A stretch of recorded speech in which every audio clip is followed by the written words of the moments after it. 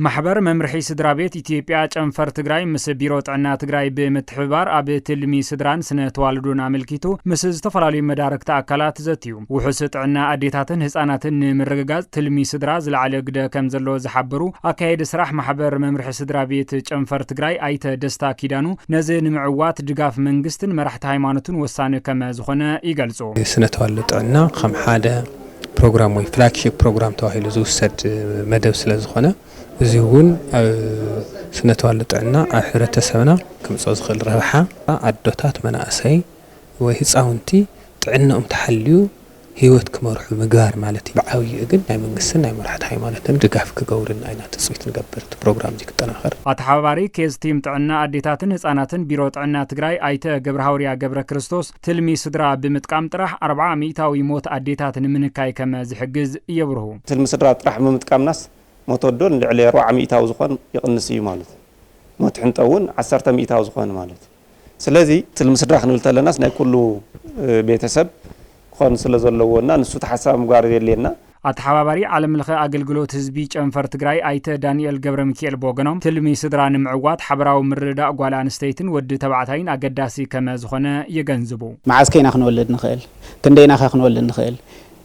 እቶትና ከመይ ጌርና ኢና ክንዕብ ንኽእል ዝብል زحقوف سرحتينا نسرح زلنا مالتي تلمس دراس ناي تاغوال استيت طرح يكوني او تلمس درا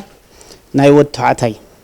involvement ወይ ድማ ተሳትፎ ሜል ኢንጌጅመንት ንብሎ ዓውይ ተራእይ ዘለዎ ኣብቲ መድረኽ መዛተይ ጽሑፍ ዘቕረባ ኣተሓባባሪት ፕሮግራማት መምርሒ ስድራቤት ጨንፈር ትግራይ ሲስተር ጽጌ ሃይለ ማርያም ድሕሪ ጀኖሳይዳዊ ኩናት ኣብ ትግራይ ኣፈጻጽማ ትልሚ ስድራ ኣዝዩ ከም ዝነከየ ይረዳዕ ኣብዚ ሕዚ እዋን ኣብ ክልልና ዘሎ ናይ ትልሚ ስድራ ኣፈጻጽማ ዝተፈላለዩ ጽዑንቶታት ምኽንያት ክህልዎ ይኽእሉ እዮም ግን ብተፈጻጽሙ ቅድሚ ጦርነትና ድሕሪ ጦርነት ክንግምግሞ ከለና ድሕሪት ጦርነት ብጣዕሚ ንድሕሪት ዝተመለስናሉ ኩነታት እዩ ዘሎ ማለት እዩ እዚ በመርዳእ በተለይ ትግራይ ብዝሐሸ ደረጃ ያትፍለጥ ነይራ ላፍቱ ቅድሚ ጦርነት ዝነበረ ኩነታት ንምለሰሉ ዕድል ንኽፍጠር እየ ዝሕበር ተሳተፍቲ እቲ ዘተ ቦገኖም ትልሚ ስድራ ጥዕናውን ቁጠባውን ረብሓ ሕብረተሰብ ኣብ ምርግጋዝ ዝለዓለ ረብሓ ከም ዘለዎ ይሕብሩ ትልሚ ስድራ ማለት ኣቂድካ ገዛኻ መሰረት ጌርካ ስራሕካ መሰረት ጌርካ እትዕብዮምን ትኽእሎምን ቆልዑ ክትወልድ ይገብረካ ሓደ ካልኣይ ኣደ ኣረሓሓቃ ክትወልድ ከላ ጥዕና ዝተሓለወ ምስ ህፃና ፍቅሪ ዘለዋ ገይሩ ስለ ዝሕግዛ በጣነ ስድራ ብጣዕሚ ጽቡቕ እዩ ትሉም ዝኾነ ቤተሰብ ተዘይሃልዩ ማሕበራዊ ቁልናዊ ዝፍጠር ምክንያቱ ቆልዓ ከተዕብይ ትኽእል ናይ ቤተሰብ ምፍራስ ይመጽእ ህፃናት እውን ምዕሩይ ዝኾነ ናይ ስነ መዓዛ